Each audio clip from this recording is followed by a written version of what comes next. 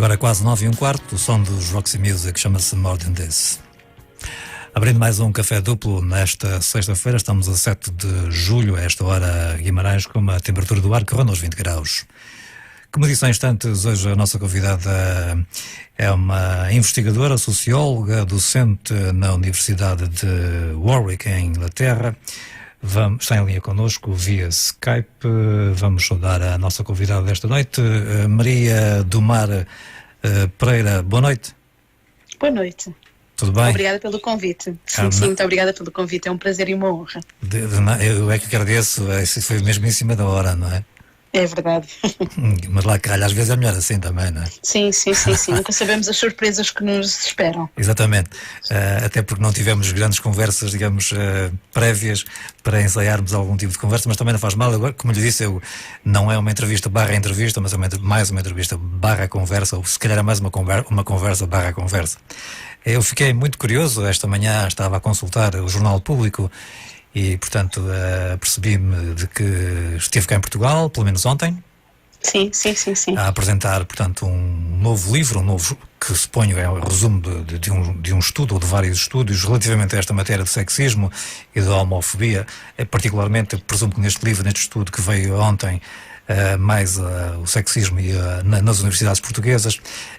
No entanto, e antes de avançarmos, enfim, para a conversa, propriamente dito, eu gostaria que me dissesse primeiro como é que eu devo e posso tratá-la. Estamos como se estivéssemos à mesa de um café e que fizesse uma autoapresentação já agora.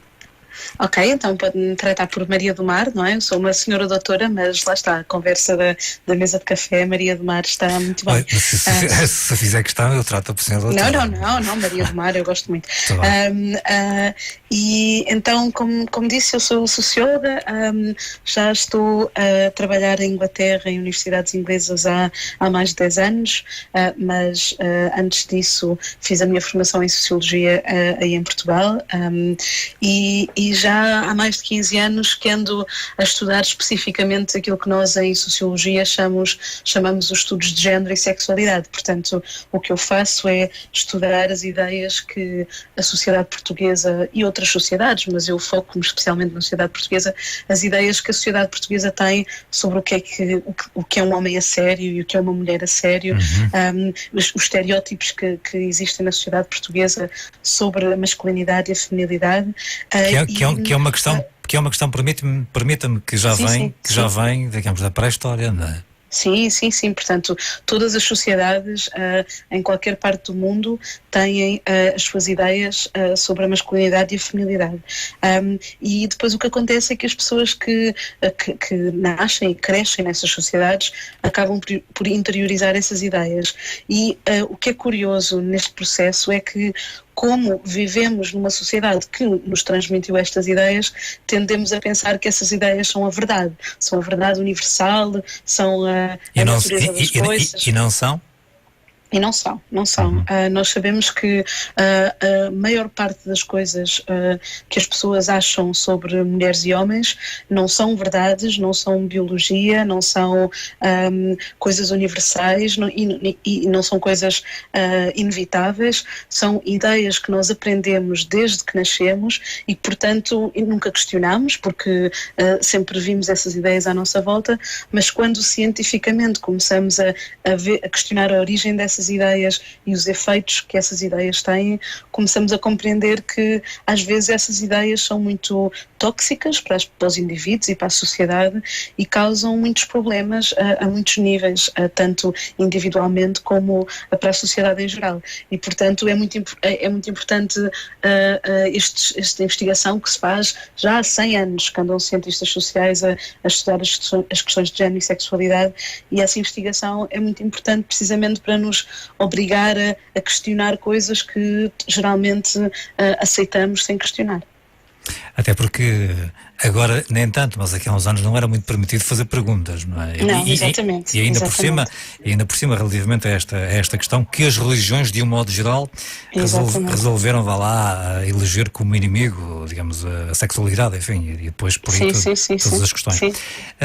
Já vamos, portanto, falar de tudo isso. Permita-me, no entanto, se não for inoportuno, A Inglaterra também está a viver um período de alguma convulsão, vá lá. Sem dúvida. Com Brexit, recentemente este atentado em Manchester e também há dias... Em Londres, tem havido muitos atentados. Vou aproveitar uma portuguesa que está aí há 10 anos a viver, em Inglaterra. Como é que, digamos, a Maria do Mar, concretamente, e os portugueses que conhece por aí, como é que se estão a sentir no meio disto tudo? Olha, estamos a sentir muito, muito mal. Tem sido um grande choque e uma grande desilusão para muita gente o que tem vindo a acontecer nos últimos anos, porque eu acho que também, parecendo que não se relaciona com as questões de género que eu estava a falar há pouco, o que eu noto aqui em Inglaterra é que há um conjunto de ideias muito específicas principalmente sobre imigrantes ou sobre pessoas de outras nacionalidades e outras religiões, que são ideias que, quando eu vim viver para a Inglaterra há 10 anos atrás, não eram tão visíveis na sociedade britânica, não se ouvia tanto falar de imigrantes, não se ouvia tantas afirmações racistas. Mas ao longo dos últimos anos, por várias razões políticas, certos partidos cá em Inglaterra e certos meios de comunicação dedicaram-se a transmitir ideias muito negativas sobre os imigrantes e sobre a União Europeia e também sobre as pessoas muçulmanas, e pouco a pouco, não é, ao longo de vários anos, todos os dias, ouvir este tipo de discurso de que os imigrantes é que têm a culpa de tudo, que os imigrantes vêm para cá estragar tudo, que os portugueses e os polacos e os romenos só causam problemas neste país. Ao longo destes anos, não é, desde que eu cheguei e até agora, há uma transformação absoluta da sociedade inglesa, uma sociedade que, quando eu cá cheguei, me pareceu extremamente acolhedora, extremamente aberta, e que hoje em dia é uma sociedade extremamente fechada, extremamente xenófoba. Eu tenho tido alguns casos, algumas experiências pessoais, mas também conheço muitas outras experiências de portuguesas e portugueses que vivem em Inglaterra já há muitos anos e aqui pagam impostos, e eu estou aqui a educar, não é? Jovens ingleses e de outros países numa universidade inglesa, e de repente somos tratados como inimigos. Já me aconteceu, eu tenho um filho que é metade britânico, metade português, eu falo com ele em português, e nunca tive problema nenhum com isto, mas desde que aconteceu o referendo do Brexit, já recebi comentários na rua: porque é que eu estou a falar outra língua, não posso estar a falar outra língua com o meu filho. Há uns tempos estive na televisão a ser entrevistada por causa de um assunto sociológico, e a reação das pessoas era: cá está mais uma imigrante que não devia estar aqui, que se devia ir embora, e o discurso transformou-se completamente. Eu acho que a comunidade portuguesa ficou muito surpreendida e está muito desiludida e muito chocada com a rapidez com que o racismo e a xenofobia podem emergir e normalizar-se, não é? As pessoas sempre foram racistas, mas agora tornou-se aceitável dizer publicamente este tipo de coisas, e eu sei que há muita gente que pensa: será que faz sentido continuar aqui? Ou será que está na hora de ir embora? E faz sentido? Olha, é uma pergunta difícil, não é? No meu caso pessoal, infelizmente, em muitos aspectos faz-me sentido, mas o que há dúvida é que Portugal, embora esteja agora numa situação melhor, não tem ainda as mesmas oportunidades de emprego, certamente nas universidades, que eu tenho encontrado aqui em Inglaterra, e portanto eu gostava de voltar para Portugal, mas a pessoa não vive só de sol e pastel de nata, não é? Precisa de um salário, e portanto eu acho que é este dilema: continuamos aqui com empregos mas com xenofobia, ou a acordar de manhã e ouvir sempre na rádio, na TV, nos jornais uma sempre total a mesma coisa, não é? Desrespeito por nós. Dou-lhe um exemplo: a minha irmã, também portuguesa, claro, mudou-se cá para a Inglaterra há 2 anos e trabalha numa papelaria, e diz que é uma das coisas que mais lhe custa no emprego que tem na papelaria, todos os dias ver as capas dos jornais, todos os dias a dizer que todos os problemas que existem em Inglaterra são causados por imigrantes. Isto afeta a mente das pessoas, não é? E afeta a autoestima das pessoas, e a pessoa sente-se ameaçada abordada na rua, sente-se posta em causa. Portanto, a pessoa escolhe viver assim, mas com emprego, ou viver sem estes cursos, mas sem emprego. É uma decisão difícil. Tudo na vida tem um preço, não é? É verdade, é verdade. Mas, quer dizer, por enquanto eu por aqui fico. Mas do ponto de vista de uma socióloga que, para além das questões que já referimos, obviamente, na formação, etc., discutiu outras, parece que estamos a regredir em termos de comportamento humano? Sim, sabe que uma das coisas que é um princípio básico da análise sociológica que eu reforço sempre nas minhas aulas, é que as pessoas tendem a pensar, lá está, é outra ideia de senso comum que a ciência vem pôr em causa. Nós pensamos que a história humana é uma marcha de progresso, não é? Está sempre a ficar melhor e a tendência é ficar melhor. E depois ficamos espantados quando há períodos da história em que parece regredir o progresso humano. Mas o que é verdade é que a história não é uma marcha linear para o progresso, sempre a melhorar ano a ano. O que nós temos sempre, desde o início dos registros da história humana, é momentos de abertura, de inclusão, de progresso, e que uns anos depois regridem, porque há uma série de pessoas que reagem contra esse progresso, reagem contra essa abertura e, portanto, tentam fazer o que nós chamamos, o que se diz em inglês, o backlash, portanto, a reação, tentar voltar para trás nos direitos adquiridos. E, portanto, a história humana não é uma história de melhoria todos os anos, é uma história de 2 passos à frente, 1 passo atrás, ou às vezes 1 passo à frente, 2 passos atrás, e, portanto, andamos nisto. E eu acho que por isso é que é também importante as pessoas compreenderem de sociologia e de história, porque para compreender que uma situação como, sei lá, as guerras mundiais, o nazismo, que nós tendemos a pensar que é uma coisa que já não poderia acontecer agora, porque nós já aprendemos as nossas lições, nós só conseguimos evitar que a história se repita se estivermos atentos aos sinais de que a história se pode estar a repetir, mas infelizmente as pessoas é quase como se acomodam, tranquilizadas. Isso é o passado, sexismo já não existe, xenofobia já não existe, guerra já não existe. Existir pode existir se não estivermos atentos e se deixarmos de lutar contra... Nunca deixou foi de existir, não é?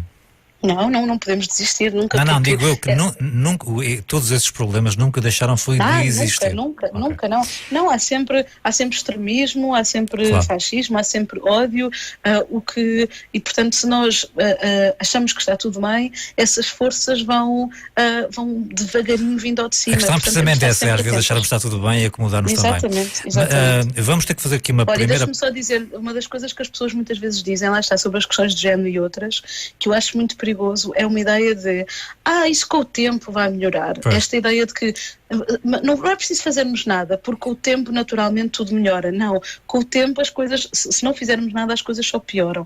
Portanto temos que estar sempre a educar, a sensibilizar, a debater, a conversar no café, como estamos a fazer aqui agora, para garantir que a história vai no sentido que é melhor e não nestes sentidos de ódio e exclusão e discriminação em que parece que está a ir agora. Ora, pois muito bem, já largámos aqui um pouco a conversa, não é? Mas eu retive aqui, numa fase inicial da nossa conversa, que envolveu aqui a palavra ciência, não é? No meio de todos estes estudos que tem vindo a realizar. Temos a ciência, depois temos do outro lado Deus, que na Bíblia, portanto, diz que o Adão, da costela do Adão é que nasceu a Eva, e portanto há depois toda uma literatura, e a Bíblia continua a ser um dos livros mais vendidos, não é? Sim. Como é que ficamos no meio disto tudo? Ciência, Deus, o homem é que é o chefe da família, como é que, digamos, depois ficamos no meio de tudo isto, vá lá? Essa é uma pergunta muito complicada, muito ambiciosa. Também não estava à espera de uma pergunta fácil, vá lá. Não, claro que não, então é para isso mesmo que servem estas conversas. Claro.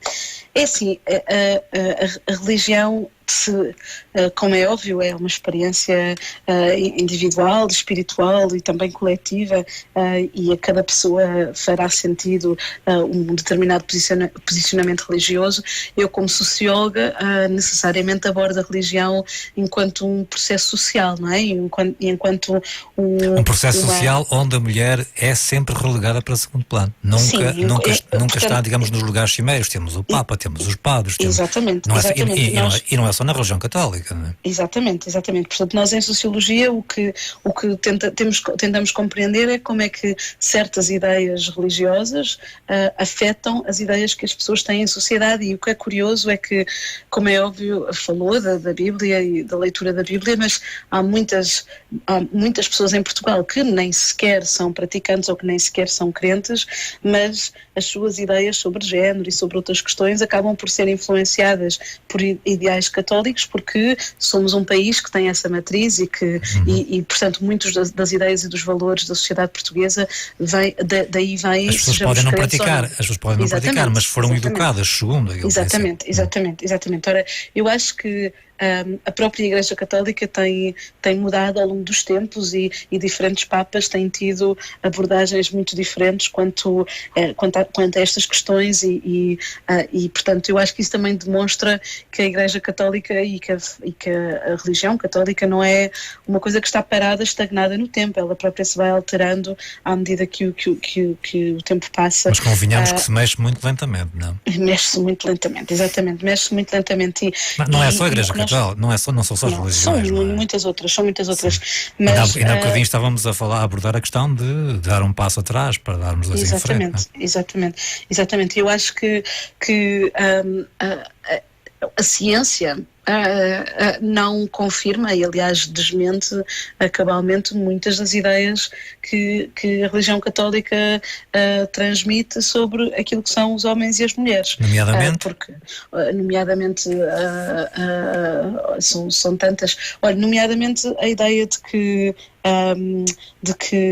o que é melhor para uma criança é que a mãe seja a única e principal responsável por ela. Portanto, esta ideia de que a mulher é feita para a maternidade e se realiza através da maternidade e é a principal figura da criança, e o homem, de alguma forma, não tem essa função tão central, e é o sustento. Ora, o que nós sabemos de estudos científicos, não só nas ciências sociais, mas também nas ciências biológicas, neurologia, tudo isso, é que de facto tanto homens como mulheres são capazes de tomar conta de crianças, são fundamentais para o desenvolvimento das crianças, e portanto esta ideia de que num casal heterossexual é a mulher que tem que ficar principalmente responsável pela criança porque tem um instinto maternal ou porque tem mais jeito que o homem é mentira. Cientificamente não está comprovada. O que acontece é que as raparigas, desde novas, é-lhes incutida a ideia de que têm que ser mães, é-lhes incutida a ideia mais tem que ser, não é?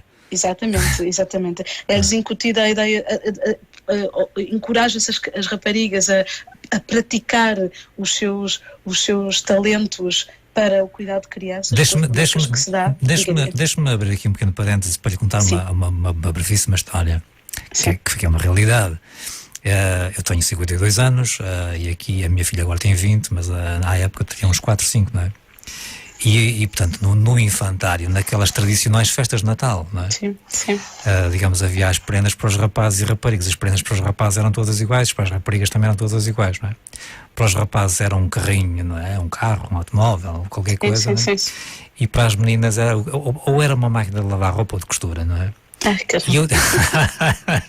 Isto foi de conta que estávamos aqui a falar. E eu tinha a vontade suficiente, porque era amigo da pessoa que dirigia, digamos, o infantário, e confrontei-o assim, um bocado na ironia, mas enfim, a tocar-lhe na ferida, a dizer, já estás a condicionar. Claro, precisamente. E porque é um pouco neste ritmo que as coisas seguem. Quer dizer, seguimos nesta onda, é tudo normal, estava tudo bem, ninguém reclamou, ninguém disse nada. E as meninas tinham, digamos, ali um pequeno eletrodoméstico para, digamos, uma peça, digamos, de cozinha, entrega uma tarefa, digamos, de cozinha para as meninas, e os rapazes já estavam ali com um automóvel. Claro. E as pessoas pensam que estão simplesmente a dar as prendas que as crianças naturalmente desejam, mas isso não é verdade. E porque é costume, e porque é assim, pronto. Exatamente. Seguimos e porque aquilo isto aqui também se cruza com a sexualidade, porque as pessoas pensam que se der a um rapaz um brinquedo feminino, que ele vai ficar homossexual, e isso é uma desgraça. Portanto, ora, aí é que está uma grande questão. Também há aqui uma ligação entre o sexismo e a homofobia, não é? Existem par a par e cruzam-se um com o outro. Mais uma vez, a Bíblia, segundo a maioria das religiões, não é? E eles vão logo lá buscar, se estivermos a discutir com alguém, a conversar com alguém que pertence a uma religião, a Bíblia, ou seja, de um modo geral, costumam empregar mesmo o termo Deus condena a homossexualidade. Já me referiram a vários versículos, não é? Sim. Estamos aqui, digamos, a lutar, quer dizer, eu estou a puxar todas estas questões um pouco indo de encontro àquilo que estávamos a dizer há bocado, no início da nossa conversa. As coisas parece, e mesmo relativamente à situação que nos estava a contar em Inglaterra, parece que estava tudo bem, parece que estávamos a evoluir e de repente parece que estamos outra vez a regredir, sobre todos os aspectos, não é? Sim.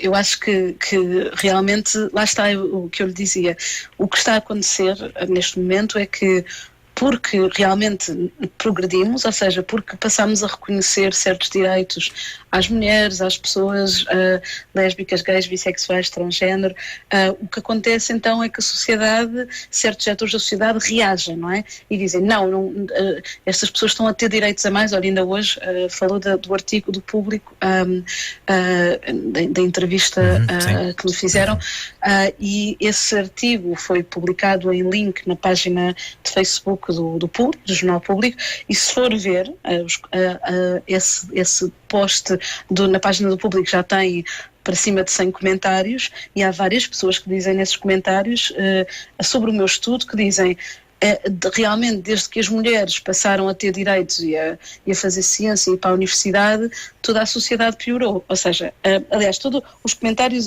àquele texto são um exemplo cabal do sexismo que ainda existe em Portugal. Lamento, as pessoas, mas só li a notícia no jornal mesmo. Pronto, claro, mas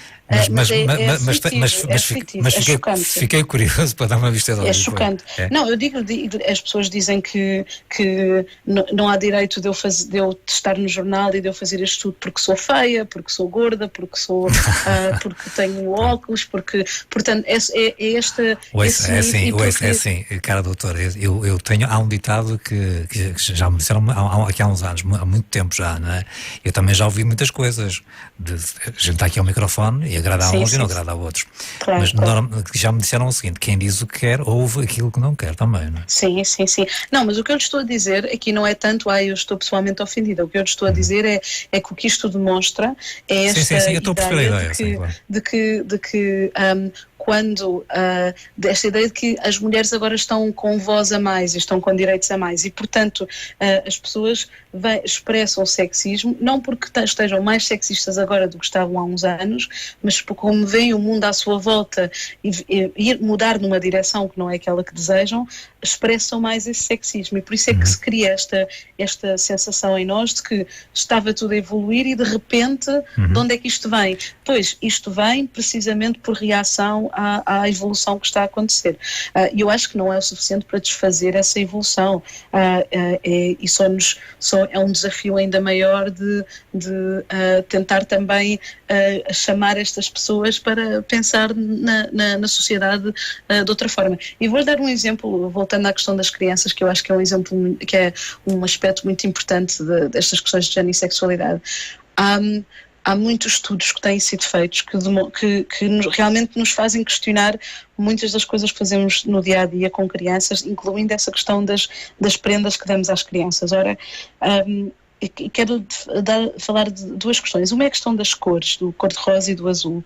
Ora, as pessoas têm esta ideia de que o cor-de-rosa é uma cor apropriada às meninas e muito feminina, e há qualquer coisa no cor-de-rosa que é feminino, e isso não é discutível, é uma característica própria da cor, e o azul é claramente uma cor masculina. E se for a uma loja vai ver na maior parte dos produtos as coisas divididas nas duas cores.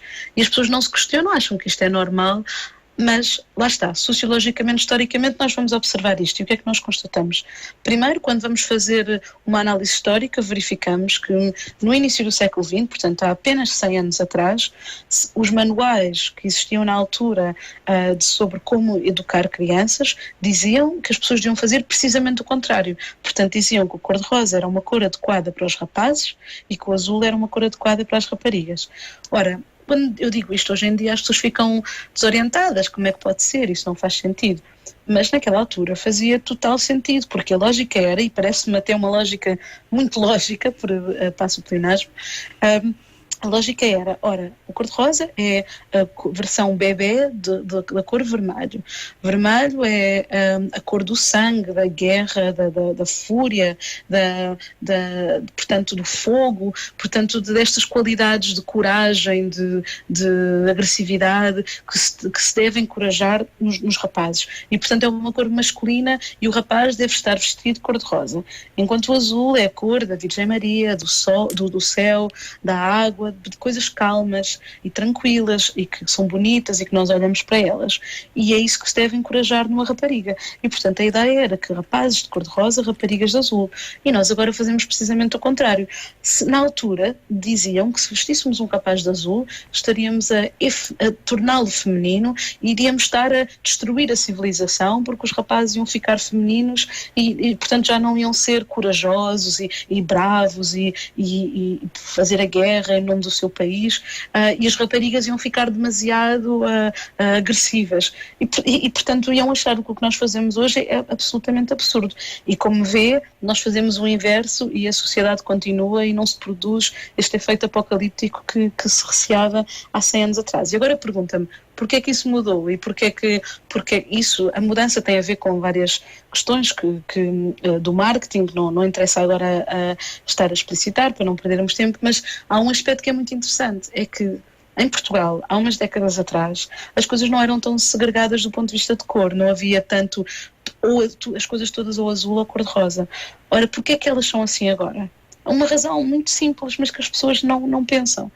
E é uma razão que se aplica aqui e que também se aplica, por exemplo, aos nossos smartphones. Há aqui uma ligação que nós não nos apercebemos, que é o seguinte: em meados do século XX, as pessoas do marketing, das empresas, compreenderam que podiam obrigar as pessoas a consumir mais do que aquilo que elas precisavam de consumir, se tornassem os seus produtos obsoletos, portanto inutilizáveis, mais rapidamente. Portanto, é isso que acontece nos nossos smartphones. Mandam-nos fazer um upgrade do sistema operativo, mas à medida que fazemos isso, o telemóvel começa a ficar mais lento porque não aguenta e, portanto, temos que comprar um telemóvel novo porque aquele agora ficou lento por causa das coisas que lá pusemos, quando ele ainda estava a funcionar.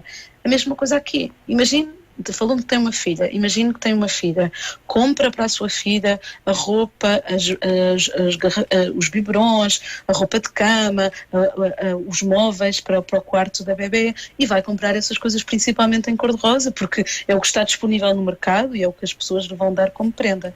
Portanto, vai comprar todos esses produtos em cor-de-rosa. E a seguir tem outra criança e tem um rapaz. A maior parte desses produtos estão perfeitamente utilizáveis, estão em ótimo estado. Há tantas coisas que os bebés precisam que só usam um mês ou dois. Não vamos pôr o menino no quarto cor-de-rosa, senão ele vira gay, não é? Cor-de-rosa, exatamente. E, portanto, o que é que vai ter que fazer? Vai ter que comprar tudo outra vez, apesar de já ter aqueles produtos, vai ter que os comprar, até a chupeta é de uma cor diferente, até o biberon, portanto, o móvel, tudo vai ter que comprar outra vez e, portanto, vai gastar dinheiro que não necessita apenas para encaixar nestas normas de género. Sim, mas isso passa-se em quase todas as áreas. Exatamente, mas as pessoas pensam que simplesmente compram azul e cor-de-rosa porque é o natural, mas não, as pessoas compram azul e cor-de-rosa porque o marketing muito habilmente planeou o consumo das pessoas de forma quase que a manipular a sua maneira de ver as coisas e a obrigá-las a consumir coisas que não precisam. E por isso é que é importante questionar estas coisas para perceber porque é que nós fazemos aquilo que fazemos. É realmente porque é necessário ou porque há aqui outros fenómenos económicos e sociais de que não nos apercebemos e que estão a afetar o nosso comportamento. Isso é uma questão muito importante. Para quem só a partir de alguns instantes nos começou a sintonizar, a Rádio Santiago, estamos com um programa Café Duplo, estamos em linha desde a Inglaterra com a socióloga, investigadora, docente na Universidade de Warwick, Maria do Mar Pereira. Que simpósio foi este, Maria do Mar, sexismo nas universidades portuguesas? Creio que é assim, não é? Sim. Então,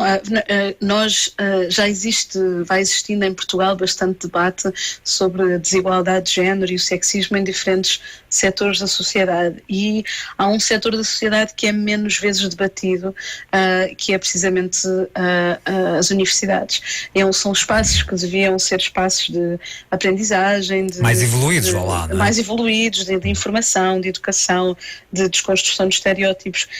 Mas infelizmente são espaços onde esses estereótipos e essa desigualdade não só permanecem, como estão bem vivos e até em crescimento em alguns aspectos. E portanto o que o simpósio fez foi trazer, não só trazer-me a mim, mas também outras pessoas que têm pensado estas questões, tanto cientistas como estudantes das universidades, e também organismos exteriores à universidade, mas que apoiam o trabalho das universidades, para refletir sobre as manifestações de sexismo nas universidades em Portugal e os efeitos que têm na vida e na carreira e na aprendizagem das pessoas que aí trabalham e estudam. E devo dizer que a investigação que ouvimos relatar e os testemunhos que ouvimos relatados foram de pôr os cabelos em pé, porque desde o que acontece nas praxes ao que acontece à porta fechada em certos comitês de tomada de decisão nas universidades, seja o que acontece nos gabinetes de assédio sexual de docentes a estudantes ou de docentes a outras docentes, o que acontece é de tal forma chocante e é muito pouco debatido. E portanto, se no espaço que deve ser um espaço de aprendizagem e de questionamento estão a acontecer estas formas de assédio e de discriminação, pois temos que nos preocupar enquanto sociedade. A Maria do Mar vai mesmo ao ponto de dizer que há mais, digamos, estas atitudes são mais preponderantes, dentro das universidades do que fora. Acho que nas universidades do que em certas outras áreas, sim, porque eu acho que é um setor da sociedade em que há menor renovação, são hierarquias muito fortes de as pessoas que estão no topo das hierarquias universitárias, tanto hierarquias estudantis como as hierarquias das próprias instituições, estão lá há muitos anos, têm muito poder, têm acesso constante a gente muito jovem que está na universidade pela primeira vez e nem sempre compreende bem o que está a acontecer, e portanto podem acontecer nas universidades coisas que se calhar numa empresa ou se calhar noutro tipo de organismo era mais complicado que acontecesse. Referiu há instantes aí o assédio sexual. Qual é a fronteira, do ponto de vista e da sua experiência como investigadora, como docente, como socióloga? Qual é essa fronteira do assédio sexual e, daquele interesse, daquele piropo saudável, se quiser? Eu lembro-me que aqui há uns meses, ou mesmo há 1 ou 2 anos atrás, o Bloco de Esquerda queria, havia uma proposta qualquer para proibir o piropo, ou penalizá-lo, já não sei muito bem. É uma questão complicada também aqui, não é? Que fronteira é esta, digamos, as mulheres... Parece-me a mim que num contexto em que temos uma relação de poder extremamente hierárquica, em que um docente tem um poder que uma estudante não tem, por exemplo, para falar desse tipo de assédio, em que pode decidir que nota lhe dá e como lhe dá a nota e o que acontece à aluna. Qualquer alusão nessa interação a questões sexuais de aparência, que parece-me a mim absolutamente inaceitável, porque as estudantes têm o direito de estar na universidade e e valorizadas e pelo trabalho intelectual que estão a fazer, e não pela aparência que têm ou pelos favores sexuais que lhes é pedido que façam em troca das notas. Portanto, isso não foi a principal coisa que eu estudei no meu estudo, mas apareceram alguns relatos e há outras pessoas que, incluindo a Thais França, que falou no simpósio, que têm estudado estas questões, e nós temos casos, muitos casos muito graves de professores que fisicamente apalpam ou se servem do corpo das estudantes sem consentimento, que têm comentários sexuais explícitos às estudantes, e isto, eu muito sinceramente, se quer que eu diga como socióloga, a intenção de que tem a pessoa que pratica o assédio, para mim não é relevante. A pessoa está a fazer uma piadinha, não está a fazer por mal. Pois, se calhar não está a fazer por mal, mas o que interessa aqui é, profissionalmente, estamos num espaço que é um espaço de aprendizagem e de conhecimento, e, portanto, qualquer comentário que vá reduzir aquela outra pessoa a um objeto sexual não pode ser admissível num espaço universitário. Não pode mesmo? Não ou pelo menos não devia, não é? Eu acho que não pode. Eu acho que em Inglaterra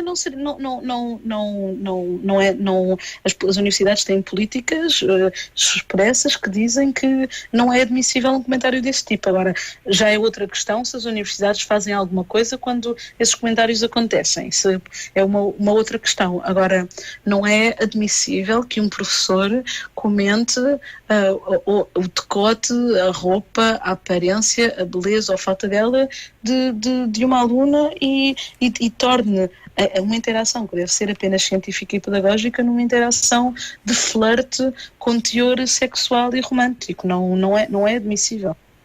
Mas não entramos aqui depois naquela tal fronteira perigosa de que a mulher também pode estar a provocar? E nesses casos, se a mulher estiver a provocar, pois o que... simplesmente com o decote, não é? Sim, mas provocar é assim.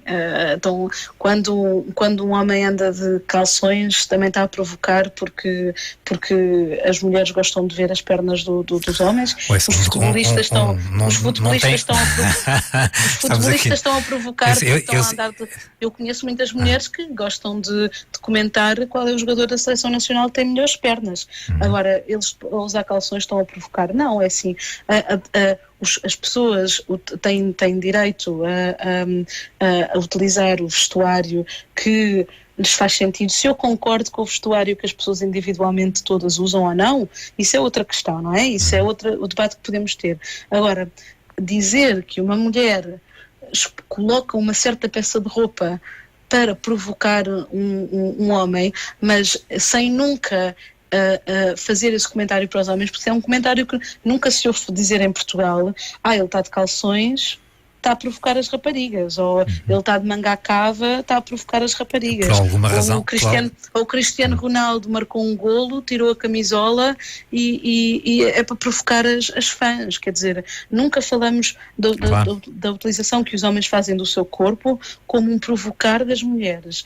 Mas as mulheres, a sua aparência é muito frequentemente lida dessa maneira. E, aliás, isso é outra ideia que as pessoas têm. As pessoas têm, e que não é cientificamente comprovada, as pessoas têm a ideia de que há mais piropo ou mais assédio sexual quando a pessoa está menos vestida.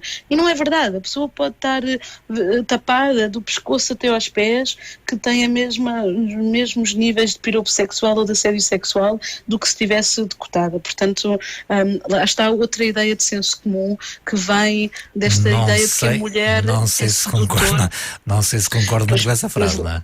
O que eu aí posso dizer é que, claro, que não é uma coisa muito simpática de se dizer, mas a nossa opinião... Eu não estou a dizer que é antipática. Os estudos científicos são outros. Claro. Desculpa? A nossa opinião é uma coisa, os estudos científicos são outros, e o que eu estou a dizer é que a investigação científica, estatística que é feita para ver que roupas é que as pessoas têm e o que é que lhes acontece, demonstra que não há essa causalidade que nós pensamos que existe. Sabe, doutor, este campo é um campo complicadíssimo. Há uns anos foi feito também, eu tive acesso a um estudo que foi feito nos Estados Unidos, onde acontece tudo, não é? Sim. E então perguntava-se aos homens se gostavam mais de morenas ou de loiras, não é? E a maioria dos homens respondeu que gostava de morenas. Na pergunta seguinte, questionava-se qual era a mulher, enfim, que a maioria dos homens gostaria de casar, de ter um relacionamento sexual por aí fora, não é? E a mesma maioria que disse que preferia morenas às loiras, respondeu Cláudia Schiffer, não é? Sim. Isto para dizer o quê?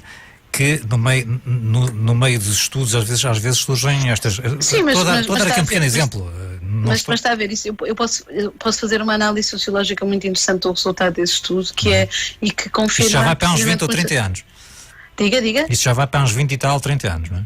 Sim, mas isso é um exemplo muito interessante de uma coisa que lá está, que também acontece em sociedade, e eu também vejo no meu estudo, é que muitas vezes há uma diferença entre aquilo que as pessoas querem fazer e gostam e os interesses que têm, mas aquilo que elas realmente fazem e expressam porque tentam encaixar no ideal da sociedade. Ora, nessa altura desse estudo, a mulher considerada ideal seria a Cláudia Schiffer. Portanto, os homens falavam da Cláudia Schiffer não porque a achassem necessariamente mais bonita do que as outras, mas porque é o ideal naquele momento. Portanto, está na cabeça das pessoas como o ideal. E era a modelo que mais aparecia. Realidade, sim, mas não é na realidade aquilo que a pessoa escolheria, não é? Porque o seu gosto não corresponde ao gosto ideal. Mas eu também digo uma coisa, o assédio sexual, seja o piropo, seja o apalpão, seja uma situação mais explícita de um professor fazer propostas sexuais a uma aluna, outra ideia de senso comum, nós temos a ideia de que isso é uma questão sexual, não é? A pessoa sente um desejo sexual ou uma apreciação da outra pessoa e, portanto, está simplesmente a expressar essa apreciação estética ou esse desejo sexual. Mas o assédio sexual é, acima de tudo, uma questão de poder. Muitos homens, quando assediam as mulheres sexualmente, não é porque realmente queiram ir para a cama com elas naquele momento no meio da rua, mas sim porque o fazem porque é uma forma de mostrar ao amigo que são uns grandes homens que têm lata de dizer aquilo às mulheres. Portanto, na realidade, muito do que acontece não tem a ver, lá está, com a mulher em si. Eu vou ter que interrompê-la, lamento muito, a conversa está interessantíssima, mas eu tenho pouco mais de 40 segundos para terminar esta primeira hora. Não sei, tínhamos falado na possibilidade de ficar alguns instantes mais connosco na segunda parte? Sim, é posso possível? ficar, sim. Pronto, sim, então sim. eu vou lançar aqui o bloco comercial e vamos ter as notícias também às 10 horas. Mantemos-nos em linha porque depois voltamos a conversar. Ok. Não sei se podemos abordar um pouco agora a questão do seu livro. Sim, claro. Estou à espera. Então quer que eu lhe conte fale sobre o livro? Eu presumo que o livro é um certo resumo de alguns, digamos, inquéritos, alguns estudos que têm vindo a ser feitos, digamos, neste âmbito, não é? Exatamente.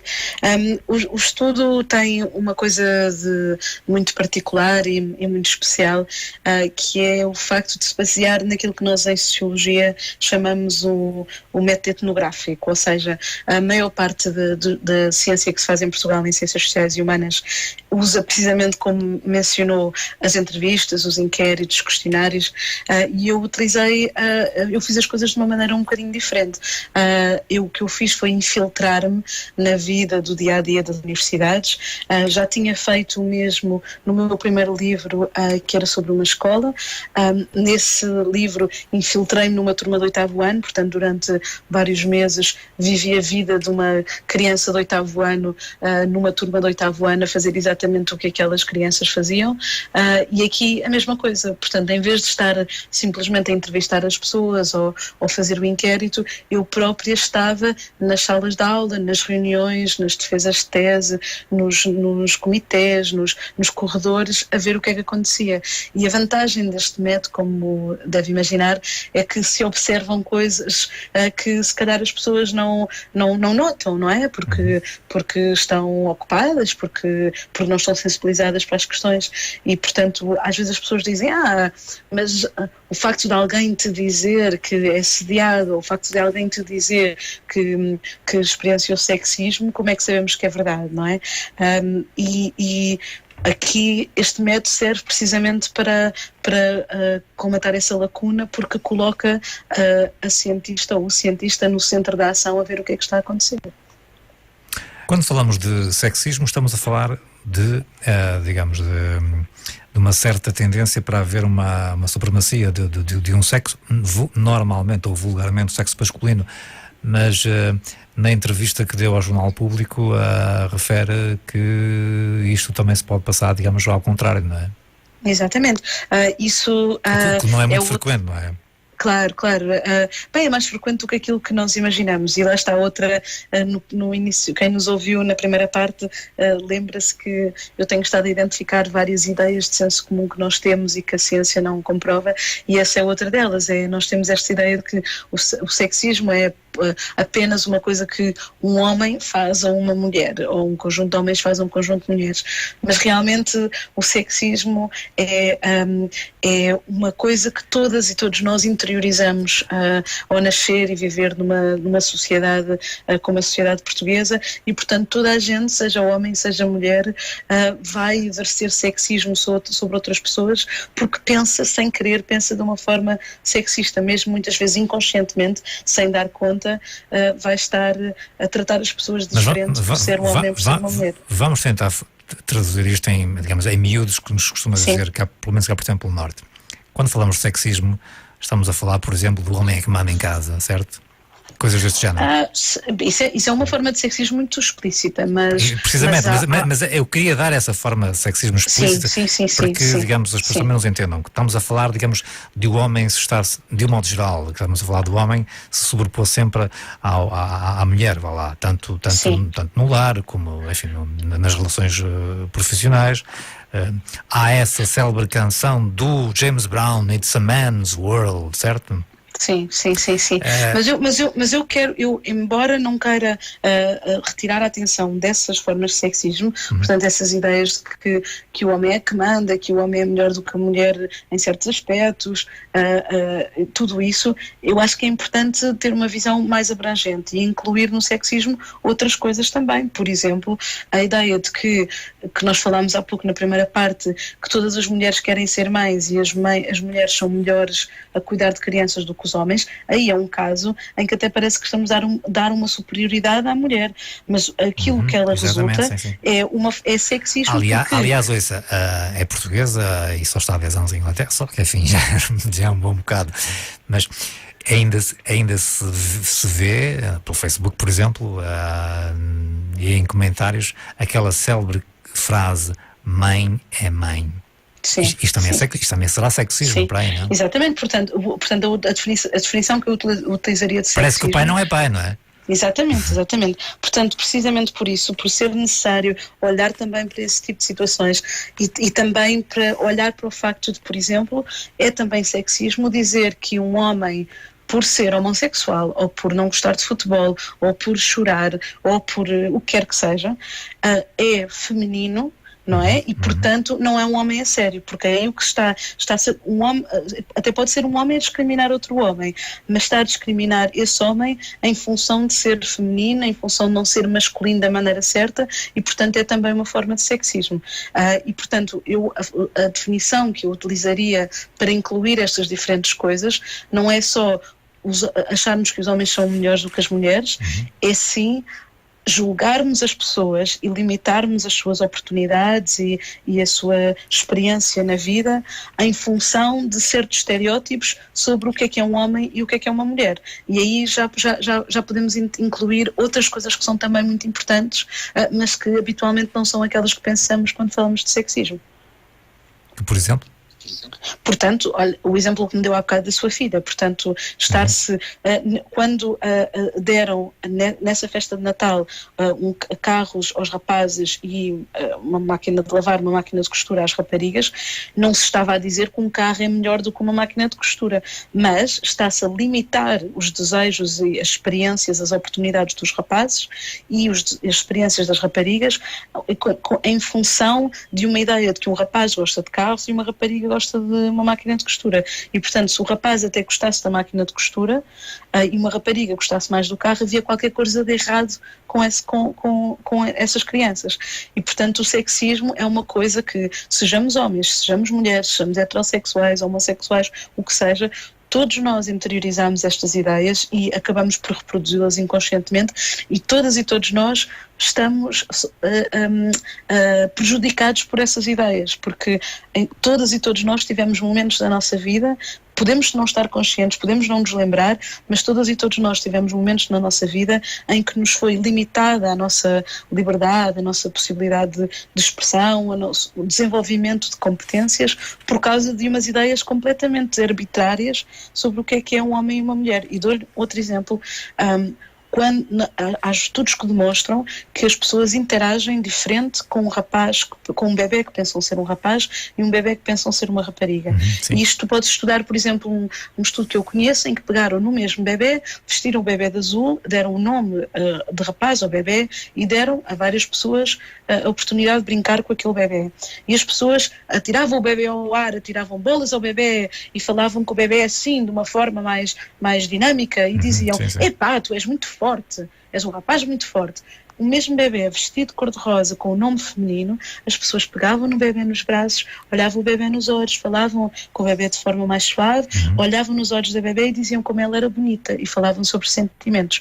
Ora, o bebê era o mesmo, e o bebê estava a mandar os mesmos estímulos cá para fora, as mesmas reações, mas as pessoas interpretavam de forma diferente. Isto não só é mau porque estamos a tratar os bebés de maneira diferente, mas veja, tem aqui um efeito de sexismo que é muito mau para os homens, porque não é coincidência que este tipo de tratamento diferenciado, acumulado todos os dias ao longo da vida, vá produzir adultos em que os homens têm dificuldade em falar sobre as suas emoções, a dificuldade em estabelecer relações mais íntimas com outros homens em que falem das suas ansiedades, e as raparigas não têm tanto jeito para a atividade física e para o desporto, porque isso não lhes foi desenvolvido. E, portanto, é isso que explica que os níveis de suicídio, de depressão, são maiores entre os homens do que entre as mulheres, e isto também é sexismo. As pessoas acham que quem trabalha nesta área só defende os direitos das mulheres, mas não é verdade.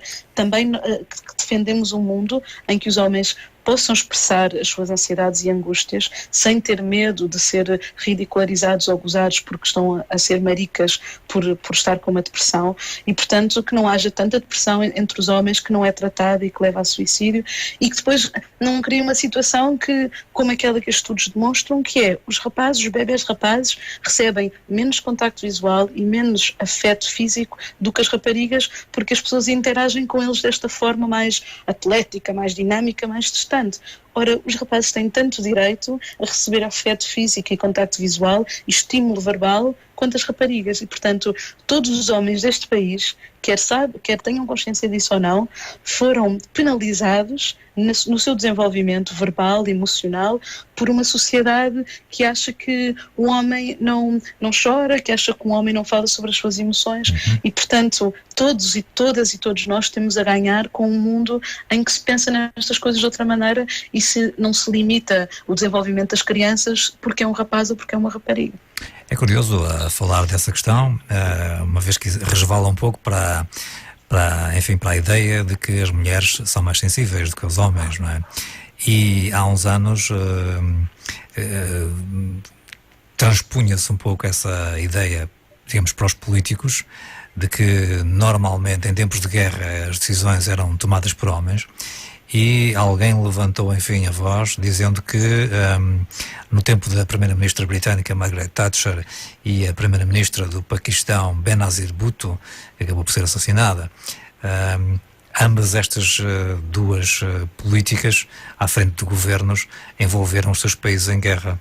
Exatamente, e isso é um exemplo excelente, lá está, de uma outra ideia fundamental que a sociologia demonstra na análise das questões de género, é que as pessoas acham que, lá está, mas que os homens e as mulheres biologicamente são diferentes, portanto as mulheres são sensíveis e os homens não são, e portanto uma mulher política vai ser diferente de um homem porque é uma mulher e portanto tem características diferentes. Ora, aquilo que a ciência demonstra é que o que nós, para onde nós temos que olhar não é para cada indivíduo e a maneira como se comporta. O que nós temos que olhar é para a cultura da instituição ou da esfera social em que aquele indivíduo se move.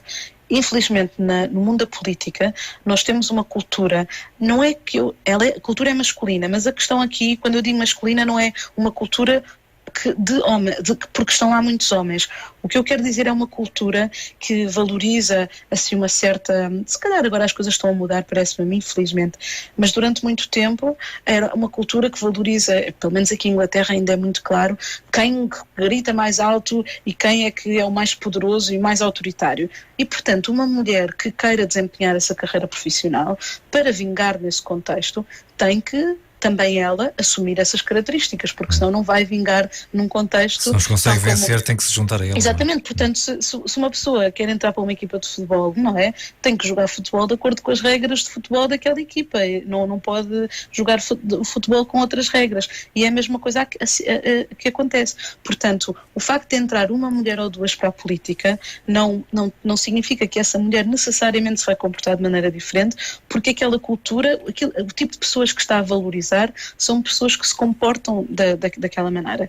E isto não é só mal para as mulheres. Há muitos homens que também não querem entrar para a política porque não gostam daquela gabarulice ou daquele tipo de forma agressiva de negociar, não é? E portanto, isso é muito claro. Um político como o Trump é um político muito diferente de um político como o Obama, não é? Portanto, e os dois são homens. Portanto, há homens muito diferentes, com estilos políticos muito diferentes. E, portanto, se a cultura política vai valorizar um certo tipo de masculinidade, não só vai estar a excluir muitas mulheres, mas também vai estar a excluir muitos homens que não têm essa masculinidade. E por isso é que importa no sexismo pensar não só estamos a excluir homens ou mulheres, mas também dentro de cada um desse grupo, por estar a valorizar apenas uma maneira muito limitada de ser homem, estamos a excluir muitos homens que não encaixam nessa maneira de ser homem. Rodando aqui um pouco o disco, há muita gente que agora também, enfim, critica um pouco, se calhar estamos a ir a um certo extremo, a reivindicação, digamos, dos direitos para os homossexuais, etc. Se não estará aqui a aparecer uma certa fobia à homofobia, vá lá. Uma fobia à homofobia. Isto aqui nunca tinha ouvido por colocar as coisas dessa maneira, então, portanto estava a tentar... Da maneira que a nossa entrevista foi combinada, não dava à espera de encontrar aqui um gajo normal. Claro, exatamente. Eu acho que, lá está, novamente, olhando para a ciência... porque repara, vamos lá ver. Falamos, na primeira parte falámos daquela proposta do Bloco de Esquerda de proibir ou penalizar, enfim, já me dá para rir, está a ver, o piropo, não é? Eu estou-me a rir, mas porque para mim é de rir, enfim, eu também, se os outros têm a sua opinião, também tenho direito à minha. E, quer dizer, parece que agora... Pois, mas não é o António que sofre dos piropos, portanto, eu acho que aí também há não, está enganado, não está enganado, já me mandaram muitos piropos. E sabe que eu já fui marinheiro, já percorri mundo, não é? Sim. Quer dizer, é evidente que é uma minoria, quando eu digo piropos, as próprias mulheres às vezes podem dizer alguma coisa, certo? Agora, claro que o piropo, regras, lá está. Essa sua pergunta também é, digamos, é sexista, vá lá, não é? Sim, claro, é sexista. Estou a assumir coisas que não posso assumir. Claro que estatisticamente o que nós sabemos é que a incidência... Ao perguntar-me que não sou eu que levo com os piropos, o que eu tentava alertar para a questão é que é muito fácil e muito problemático para quem está de fora de um grupo a vir dizer que aquele outro grupo não tem direito a estar ofendido ou que os seus direitos já vão longe demais. E eu acho que temos como... E eu apelo aqui... Eu acho que... Repare, o que eu quero transmitir aqui um pouco é o seguinte. Um país rege-se, vá lá, por uma cartilha, como é que se chama? A Constituição, vá lá, não é? Ela é igual para cidadãos, homens e mulheres, não é?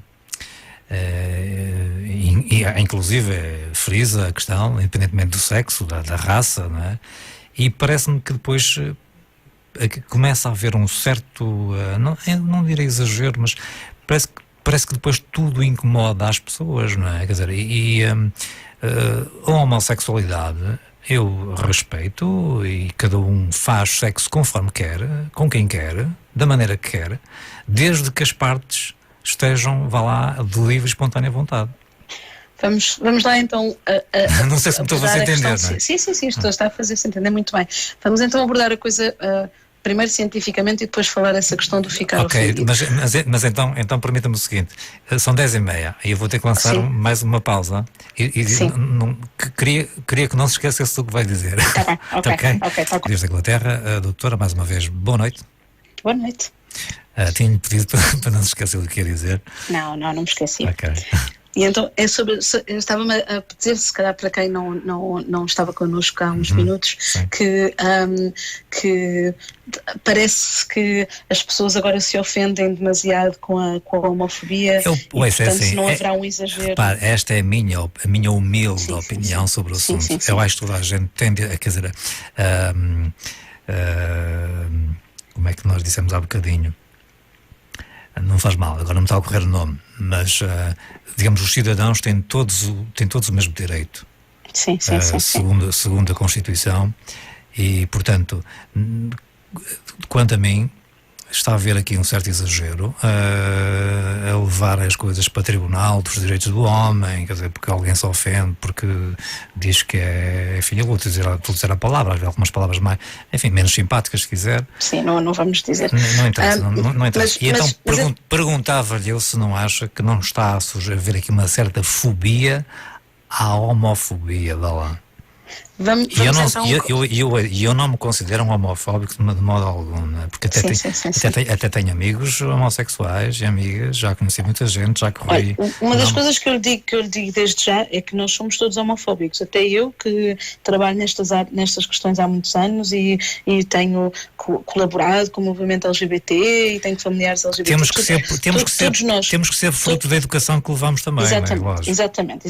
Portanto, todos nós crescemos numa sociedade racista, sexista, homofóbica, portanto, sem querer, temos isto interiorizado inconscientemente. Portanto, quando as pessoas dizem eu não sou racista ou eu não sou sexista, eu digo, é assim, todas e todos nós somos. Portanto, a diferença é, estamos dispostos a reconhecê-lo e a tentar compreender como é que esses preconceitos inconscientes afetam o nosso pensamento, ou vamos fingir, ou vamos pôr aquilo debaixo do tapete, exatamente, ou vamos enfiar debaixo do tapete e não ter uma atitude crítica para com nós próprios. E, portanto, eu acho que o primeiro passo é reconhecer que se as coisas nos incomodam, por alguma razão há. E aqui, novamente, eu acho que a dimensão histórica é muito importante.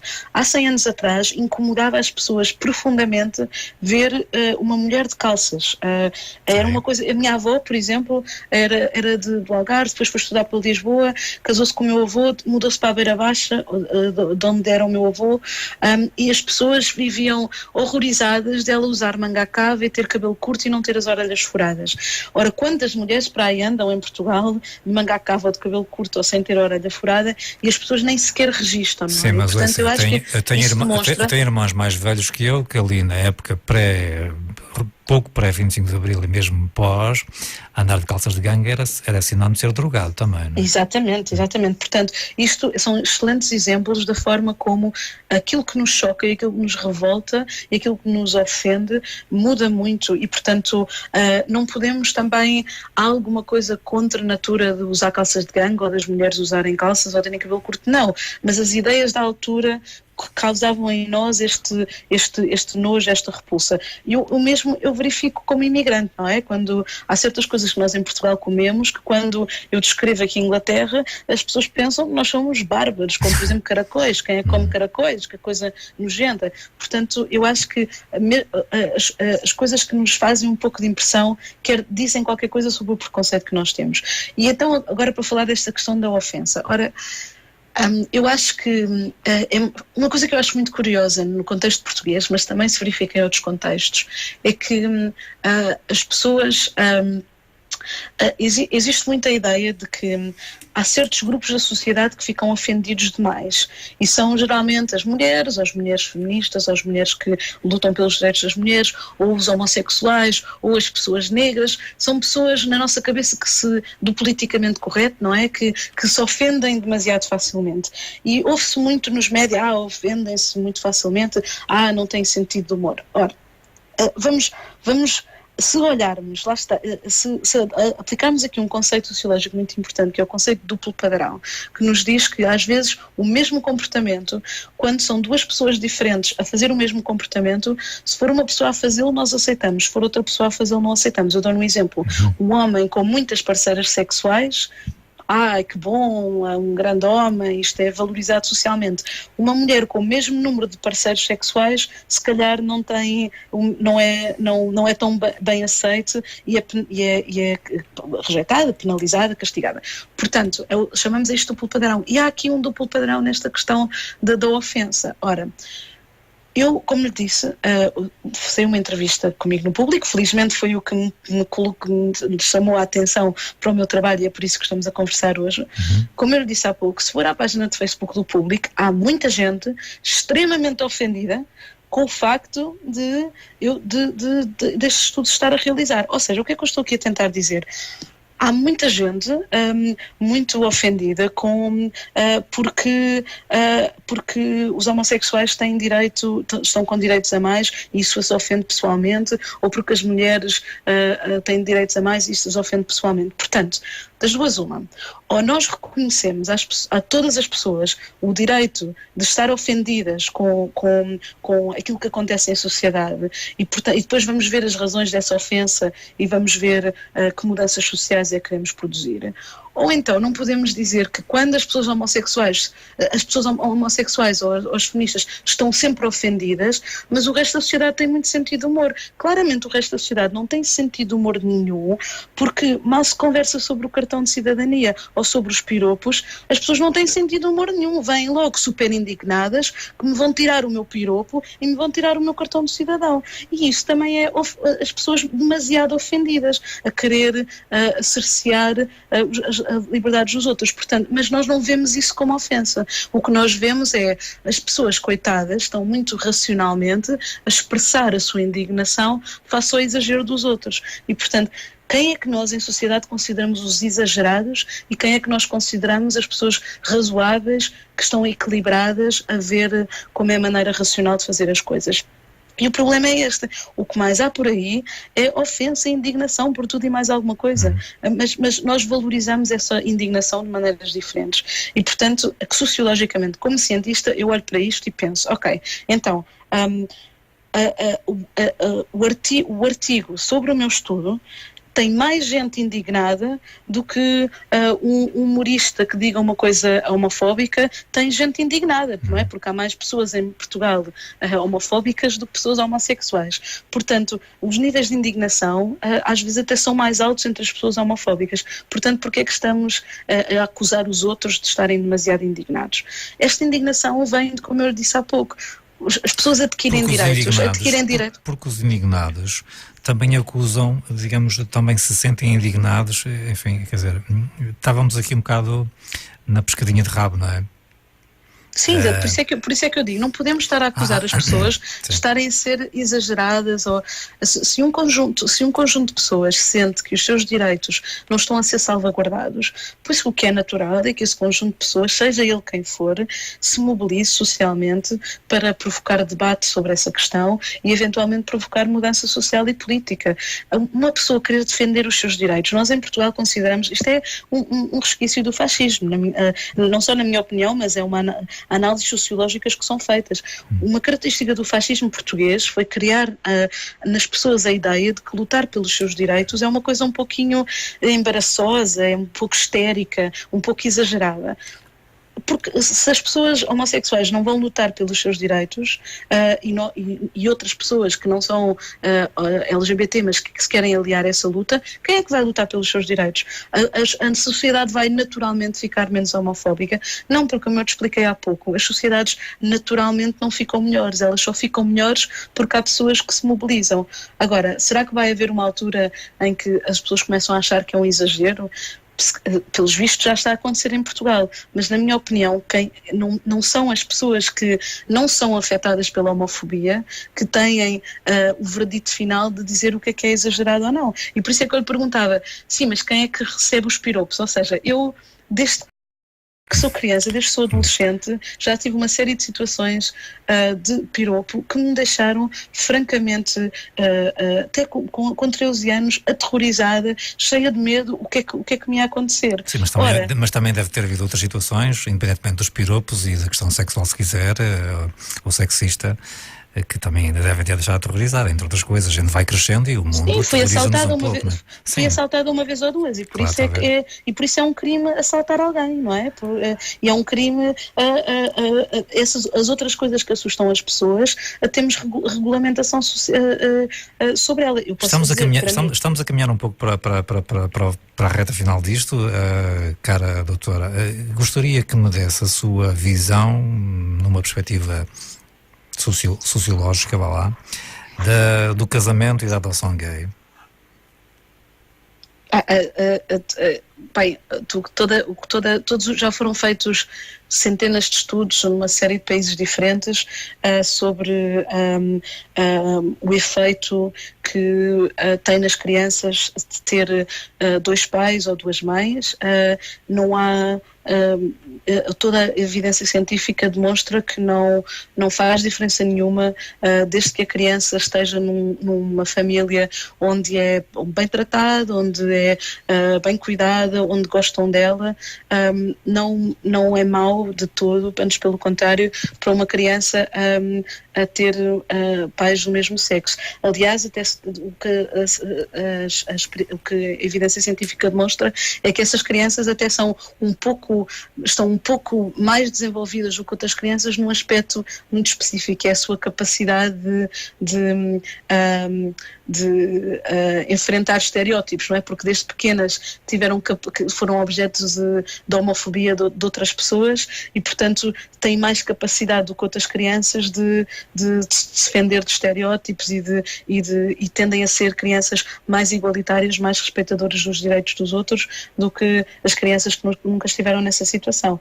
Portanto, parece-me a mim normal que numa sociedade que não discrimina as pessoas, como aliás diz a Constituição Portuguesa, que é inconstitucional discriminar as pessoas em função da orientação sexual, parece-me perfeitamente então lógico que as pessoas homossexuais possam fazer aquilo que as pessoas heterossexuais fazem, incluindo ter famílias com crianças e adotar ou ter as suas crianças biológicas e casar e fazer, ou não casar se não quiserem e não ter crianças se não quiserem.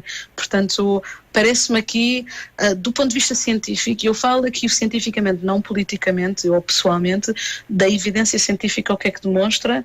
Demonstra que é melhor uma criança estar adotada por uma família, seja ela que tipo de família for, que gosta daquela criança e cuida daquela criança, do que estar em situação de institucionalização porque não é adotada, não é? Portanto, parece-me aqui uma daquelas questões que cientificamente não há dilema possível, a resposta é muito óbvia. Mesmo que haja aquelas considerações de que dois pais ou duas mães não é, digamos, a situação normal da envolvência do crescimento de uma criança? Em sociologia, quando as pessoas falam de situação normal, nós vamos então ver o que é que significa normal. E lá está, vamos ver historicamente e de cultura para cultura. Sempre houve pessoas homossexuais na história humana, em todas as culturas. E há muitas culturas e muitos períodos da história humana em que o ser homossexual não só não era penalizado, como até era muito valorizado, como é o caso da Grécia Antiga, que é uma civilização que nos influenciou, à cultura portuguesa e à nossa língua língua portuguesa em muitos aspectos. Portanto, na Grécia Antiga até se considerava a relação homossexual mais pura, mais autêntica, mais valorizada do que a relação heterossexual, porque as mulheres não tinham direitos nenhuns na sociedade grega, da Grécia Antiga, e portanto eram assim tipo uns seres menores, e portanto era mais puro um homem estar com outro homem do que um homem estar com uma mulher.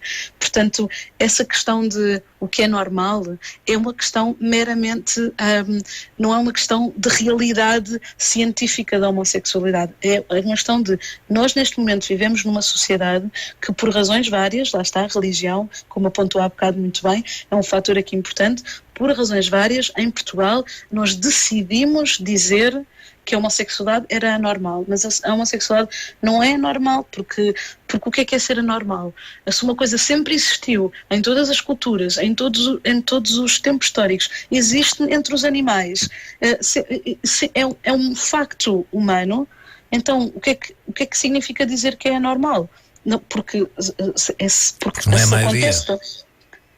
Sim, mas também não é a maioria as pessoas de olhos verdes, isso, ter olhos verdes não é normal, também não é a maioria em Portugal ser loura, e em Inglaterra na Suécia é a maioria, portanto também não é normal não é a maioria ser médico e não é normal ser médico, portanto não é possível cientificamente encontrar nenhum critério que nos permita dizer que a homossexualidade é anormal, porque quer seja pela sua preponderância estatística, pelos efeitos nas pessoas, a homossexualidade é um facto não só da espécie humana, mas das espécies animais, tantas outras. Portanto, o que nós temos é uma norma social que decidiu criar este ranking e que coloca a heterossexualidade no topo e a homossexualidade mais abaixo por razões históricas e sociais arbitrárias e que nós podemos contestar, não é? E que, na minha opinião, cientificamente devemos contestar, porque não há base científica para a discriminação em função da orientação sexual. Que cadeira sobre o género, que é obrigatória, aliás, em Inglaterra, no seu curso, que creio que é mais ou menos Sim, isso? Sociologia. Sim. Que cadeira é esta sobre o género, que eu fiquei muito curioso? Então, nós todas as pessoas que entram para o curso de Sociologia na minha universidade aqui em Inglaterra, mas também para cursos noutros departamentos, no primeiro ano tem uma série de cadeiras que são considerados os fundamentos básicos, portanto, onde aprendem a fazer entrevistas, aprendem a fazer inquéritos, aprendem certos conceitos sociológicos. E uma dessas cadeiras, há uma cadeira sobre classe social, a estrutura de classe das sociedades e o impacto que ela tem na vida das pessoas. Há outra cadeira sobre raça, sobre racismo, a forma como entendemos as raças em diferentes sociedades, e há outra cadeira sobre género, portanto, que ideias é que as pessoas têm sobre homens e mulheres, de onde é que vêm essas ideias, que efeitos sociais é que essas ideias têm, e que tenta, e as minhas alunas e alunos dizem sempre que acabam de fazer aquela cadeira e de repente veem o mundo de uma maneira muito diferente, porque realmente se apercebem de tantas pequenas coisas, como lá está o cor-de-rosa e o azul que falámos há pouco, que nunca se tinham questionado e que passam a ver, lá está, como o fenómeno económico e histórico, e compreender melhor esse fenómeno e assim ver o mundo de uma forma diferente, mais aprofundada, mais fundamentada, em vez de ser apenas com base nestas ideias de senso comum que nós temos, mas não sabemos bem de onde. À luz da sua especialidade, enfim, a Sociologia, como é que vê e analisa, digamos, as pessoas que querem trocar de sexo e que dizem, por exemplo, que se sentem noutro corpo? Olha, lá está, outro fenómeno que sempre existiu nas sociedades humanas em muitas culturas, aliás, reconheciam não a existência de apenas dois sexos, mas a existência de mais, não é? E porque reconheciam a possibilidade de haver pessoas com um corpo de homem, mas que tinham uma identidade feminina. Portanto, esta ideia que nós temos em Portugal e em várias outras sociedades católicas e cristãs, que só existem dois e que são separados, é também uma ideia muito específica da nossa sociedade e que não é uma ideia que existisse noutros tempos e noutras culturas. Cientificamente, lá está, eu pego aqui na questão científica, os estudos que são feitos de endocrinologia, de neurologia, de biologia, demonstram que na realidade o género não é duas caixas, ao homem e à mulher. O género é um espectro, não é? Portanto, há os polos, é uma linha, e cada um de nós está posicionado... Anatomicamente somos anatomicamente, diferentes. Sim. Não. Há o homem e a mulher. Não. Apesar de haver, digamos, algumas disfunções, se quiser, não é? Isso é o que nós pensamos, mas a ciência, a anatomia, a endocrinologia demonstra que não é assim. Como eu dizia, é um espectro. Todos nós estamos em posições ao longo desse espectro. A maior parte das pessoas estão mais no lado do homem ou mais no lado da mulher, e portanto, se olhamos para esses extremos, os corpos parecem diferentes em muitos aspectos, mas há uma grande quantidade de pessoas que não encaixa linearmente num sítio ou noutro, e não são pessoas anormais. Deixa-me só concluir esta frase. Sim.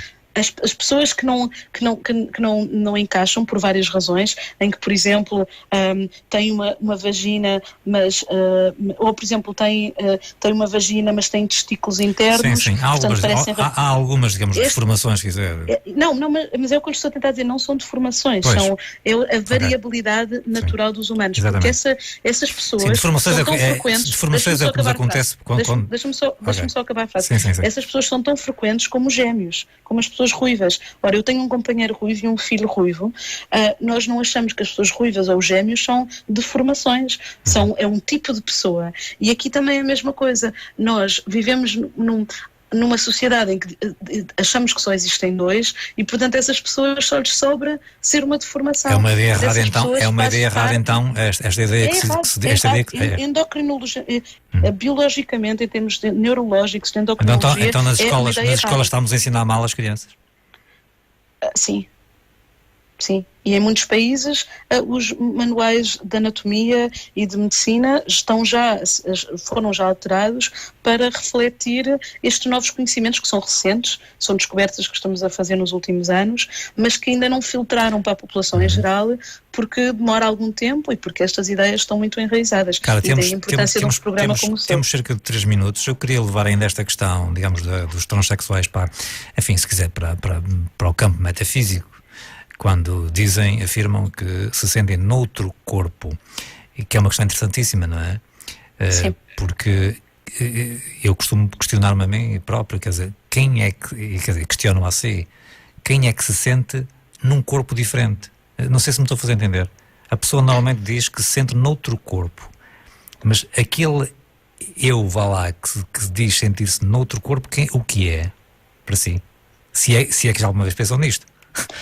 Sim, penso nisso e dou aulas sobre isso. É assim, eu nunca tive essa sensação, e provavelmente o António também nunca teve essa sensação, mas de estar noutro corpo, de sentir que está noutro corpo. Portanto, eu não a sei descrever porque não a sinto. A única coisa que eu posso avaliar... Eu sinto que estou no couro cabeludo errado. Eu não tenho cabelo, eu sou careca, não é? Eu deveria ter mais cabelo. Sinto que estou no couro cabeludo errado. Isso é uma piada, quer dizer, é um pequeno parede. E há muita gente, lá está, que faz implantes, que é porque para resolver esse problema, não é? Portanto, outra forma de modificação corporal para encaixar na identidade que a pessoa tem. Eu acho que essa experiência, lá está, é uma experiência que vemos descrita há muitos anos, desde há séculos. É uma experiência que algumas pessoas têm e outras não. Mas a questão aqui é, a ciência não admite, quando se entra nesta questão, se quiser, metafísica, de ter alma, de ter espírito, de ter mente, quer dizer, a ciência, de um modo geral, admite, quer dizer, que há o corpo, não é?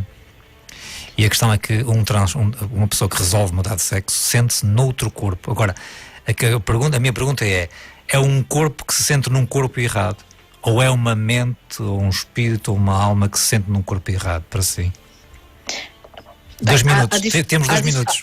Está-me a fazer uma pergunta muito difícil para 2 minutos. Há teorias diferentes. Eu acho que o que acontece é que a pessoa tem uma noção muito clara do tipo de identidade que tem e sente que está numa sociedade em que essa identidade não lhe é permitida ter naquele corpo que tem e, portanto, é mas está a ver que temos, quer dizer, esta questão devia ter entrado mais cedo. Temos mesmo 1 minuto e picos. Eu gostei muito de ter aqui e provavelmente vamos ter outras oportunidades. Mas está a ver aqui a diferença. É que mesmo essas pessoas que querem mudar de sexo, há aqui esta dualidade, há o homem e a mulher. Ele sente-se num corpo... Não há. Há algumas então vamos lá ver. Tem vagina que é num pênis, tem pênis que é vagina. Não, isso é outra ideia de senso comum que as pessoas não estão informadas. Não, isto não é senso comum. Isto é o que surge não quando é, a gente... Não é. Eu estou a dizer, cientificamente, há pessoas que querem, sim, trocar os genitais para ter o outro. Há muitas pessoas trans que não alteram os genitais porque não sentem necessidade de o fazer ou que não querem mudar para o outro sexo, querem uma aparência mais... Estou a referir-me às pessoas que querem mudar, vá lá.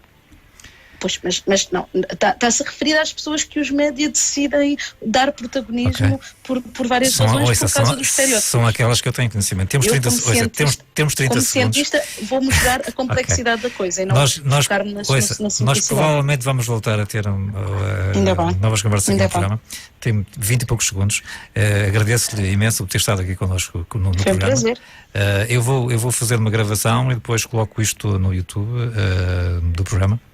Muito obrigada. 15 segundos. E depois, digamos, quando tiver essa gravação disponível, envio-lhe a comunicação pelo Messenger. Boa noite, então. Muito obrigado. Muito obrigada, então, e boa noite. E pronto, foi o programa possível desta noite aqui na Santiago, o programa Café Duplo. Regressamos 2 dias.